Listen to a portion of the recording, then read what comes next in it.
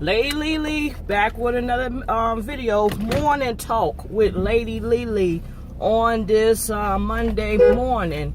The weather is gorgeous. I mean, it's not hot, it's not cold, it's like lukewarm in between. Enough jacket weather. That's why I call it springtime jacket weather. So back with another video. I'm sure you all heard of the latest events that took place over the weekend in celebrity gossip. So the big thing that's out right now, Jaren Jackson is filing for a divorce from her husband.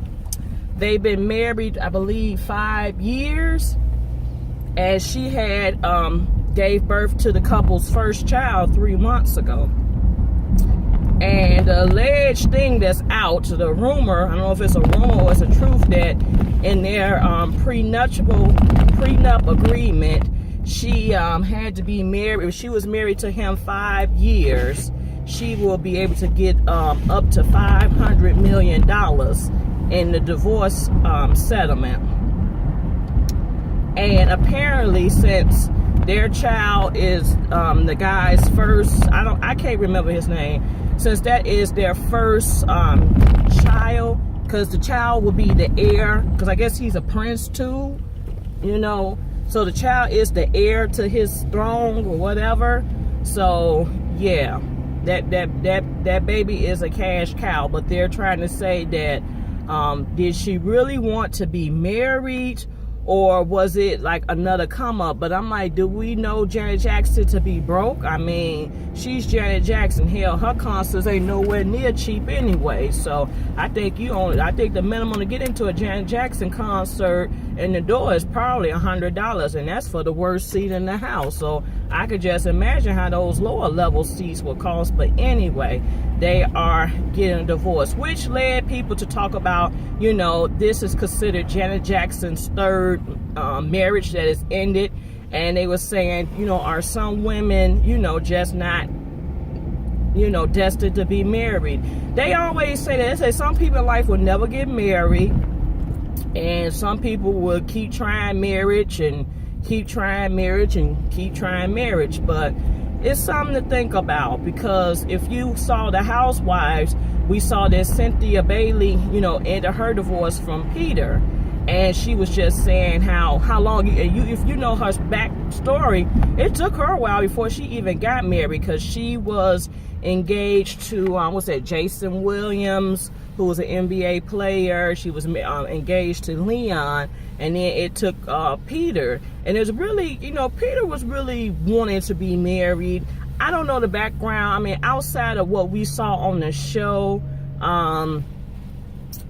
you know, I think Peter did love Cynthia, but I think, you know, they couldn't find that compromise. That's what I really felt it was. And like I said, I'm not no relationship expert. I've never been married, but I do believe Peter still, you know, loved Cynthia and wanted to try to make things work. But, you know, long distance relationships, I always say they are the hardest, you know, because somebody gonna be feeling some type of way.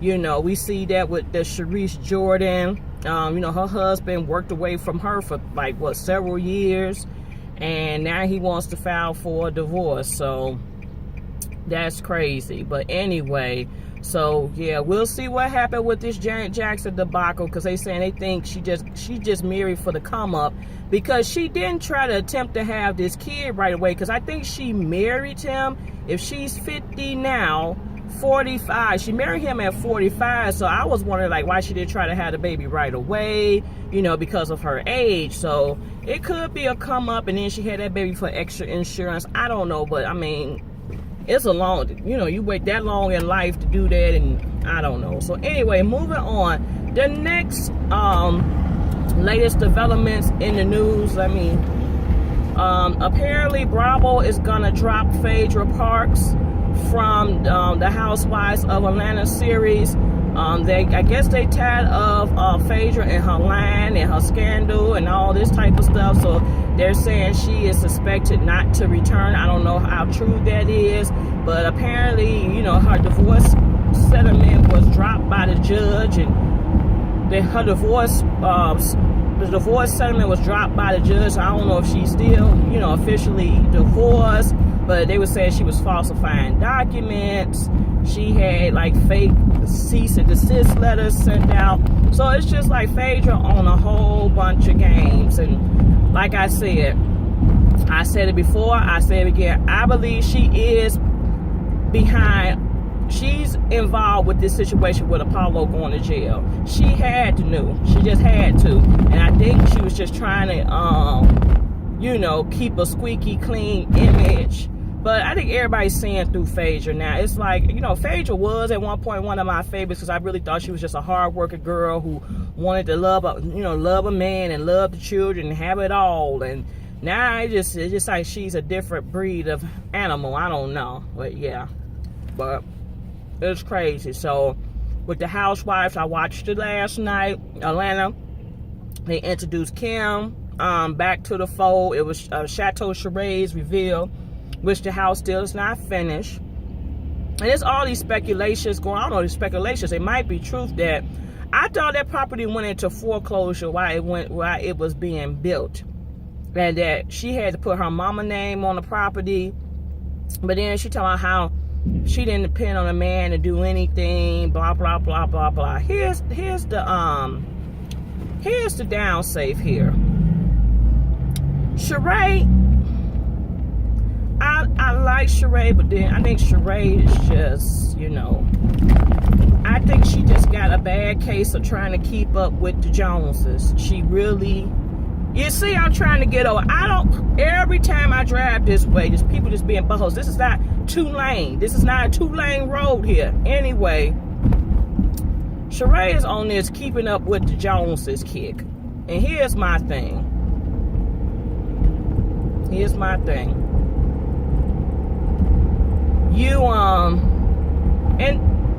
gotta stay in your lane. You got to stay in your lane and do what works for you. All this, I'm trying to do this to impress so-and-so and I'm doing that. No. If you can't afford it, don't do it. Like, I hear so many people talking about how they done spend, if they could go back, they wouldn't spend all this money they did on this weird, and they would have just, did something simple. But then it's like, oh, so-and-so, I got to do better than so-and-so. I'm in competition. Why? It ain't about the, white dubs and ice sculptures. It's about you just committing before the Lord and your family and friends that this is the person you want to marry. And I always felt like Sheree always had to, I gotta be seen, I gotta be heard, I gotta do this. But then stuff fall apart. Like she had got that car, whatever that car was. I can't remember what the name. I don't know. It wasn't the Maserati. Did she get the Maserati and she had the gloves on? But she had to get a car back. They came and took it. They repoed it because she owed us some money. And now they trying to say with this Chateau house that she owed some vendors money. That's why that basement looks like that at the bottom. That's why it's not done. Because she owed money. And I never got why she needed that big old house anyway, because I think Cairo don't live there. Is Cairo not living there? Or is he away in college? And then Callie, she supposed to be going off to college too, right? So why would, and you ain't look like she ain't getting back with Bob. So why would you want the big old chateau? You can have a nice size home that didn't have to be that big. I'm not knocking the girl, I'm not hating on the girl, but sometimes we just gotta stay in our lane. We just, spend money to try to stunt in front to impress people who really don't give a damn, to be honest. I mean, Kenya took a fixer-upper. She knew it was a dump site. Y'all seen it. She had a vision. She just took a fixer-upper and fixed it. And I think her house is nice. No shade. You always working to put your house together. It don't happen unless you just got all the money in the world. You can't turn your house together. Like Candy, she bought a house that was done. She bought a house. She didn't get it built. She just bought a house that was finished. So she was able to move in and, and have a quick you know, housewarming because the house was finished. But when you're doing fixing uppers and rehabbing and building from the scratch, it takes time. So that's my thing. I'm just, even in just us regular folks' life, we got so many people that's just stand in front and try to be seen for what? To impress who? People who ain't gonna care about you in the next 5 seconds. I mean, and I have learned, you know, I used to try to go and do, you know, once I moved out on my own, I learned you can't do everything. You have to pick and choose, because at the end of the day, your bills got to get paid. And then it was a friend of mine who was saying, you know, I know I gotta, you know, I have to ask you, I know you have to save and do stuff because you kind of tight with your money. First of all, I'm not married. You're married. You never lived alone. You came out of school and you've been with your husband. I came back home, my parents, and this is my first time being on my own at this point. It's been 3 years since I've been out the parents' house. And well, you know, I have learned it's me. It's on me. I don't have a spouse. Like, when I run out of money, I just run out of money. You know, I got parents, but they did so much to help me move. And when I had my little down and out moments, they helped me. And I said once I got back to where I need to be, which I feel like I'm starting to get back to where I need to be, you know, I know if I needed them, they'll be there.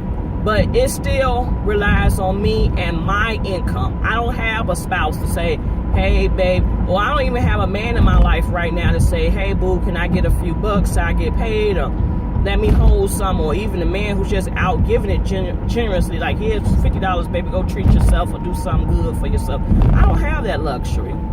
So for me, you know, it is what it is. And I think some women don't understand that, you know, at times, if they been married or they always had a man or always dependent on a man, they don't understand the single woman struggle financially, because, you know, a lot of people I know out here hustling. People got all types of, they got their main job, then they got several other jobs trying to get it together, you know, because things out here, it's not cheap, and it's not, you know, and we got all sorts of bills, and a lot of us went off to college, so we still tackling student loans, which I would love to get rid of if I got rid of my student loans, that would really help too. I need to buckle down and get rid of those suckers.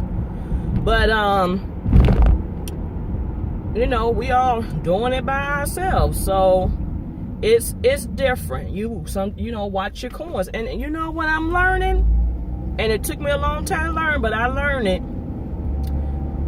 it pays to put money away and save up for things in advance. Honey, when it's time to go, it's time to go. So that's what I've been doing. Like, every time I know something coming up, I try to calculate how many pay periods before that date, and each time I get paid, I try to put some money to the side towards. I'm telling y'all, it works. It works. It works. So when stuff like my mom's birthday was last week, I had my money. I had money to go out to dinner with. We took her out to the it really was my turn, you asshole. Damn, some people, you know what? People are still racist, y'all. They are still racist. That man knew it was my time to go. This is a stop sign. It's a stop and go. You go, then I go. And I'm sorry, y'all. I hate to say it, but he didn't let me go because I was a black woman. I'm sorry. He didn't let me go because I was black. Had I been white, he would have let me win. And then you got the damn Evergreen park police sitting right there just waiting to give somebody a ticket. People just want to catch people up and just cause them to spend money. And I'm sorry, there's still racism out here, unfortunately. You know, everybody's like, oh, you know, everybody got opportunities. But it's just little things like that. And I notice when I drive to work a lot of times, people look at the color of your skin to determine if they're going to be polite with you driving or not. And I noticed that. That has happened to me with Latinos, older white people. They don't let you in. They don't give you a courtesy. He knew that was my turn to turn. And he gonna just bypass me, knowing that I had the right of way. But I tell you, You know what? All you can do is pray for folks, because if you get violent, you're going to end up in jail. I don't even know. What was I talking about? Oh, I was talking about budgeting.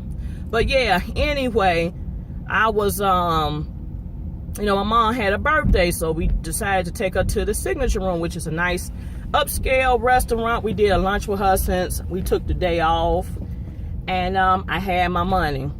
And then, you know, I got her birthday gifts, and yeah, I got her birthday gifts. And then I even, you know, and I was like, don't do so much for me. And then, you know, Mother's Day is coming up. Actually, the money I had saved from her birthday, the money I had saved, I didn't spend all of it. So I'm rolling over to Mother's Day. And like right now, my dad's birthday is coming up.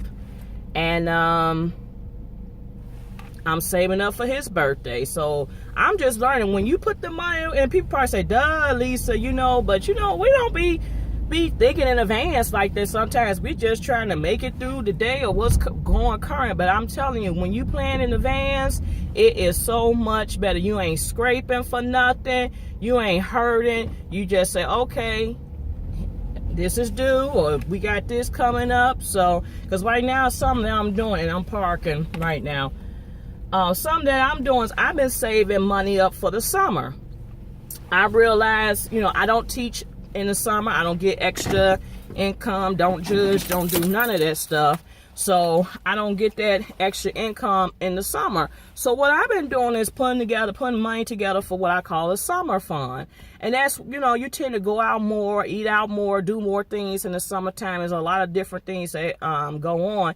Even though it's, you know, sometimes free stuff, inexpensive stuff, it doesn't hurt to have, you know, some cash on hands when you want to do extra things. So I'm learning about that, this budgeting thing. You know, I never really was doing budgets and all that, but it's really helping. I'm trying to get my friends to go for it. I just pull it to the side, and that way when you have it, you have it. So, that's pretty much it. I know I was on a tangent today, and I just got mad, but I'm gonna calm my nerves so I can go ahead and do some work. But that's it. That's all. Stay tuned for more videos. To the non-subscribers, come on and subscribe. To those who are subscribers, thanks for stopping through. Stay tuned for more videos. Have a good day.